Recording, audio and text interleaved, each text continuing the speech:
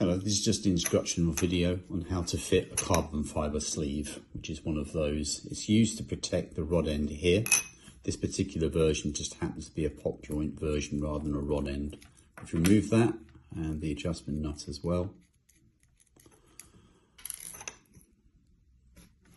Ultimately, slide it over, look down the centre.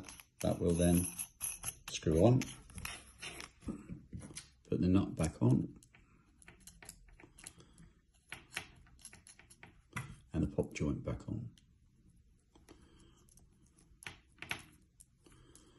Like that. There you go. Carbon fibre sleeve fitted and working over a linear potentiometer. Thank you.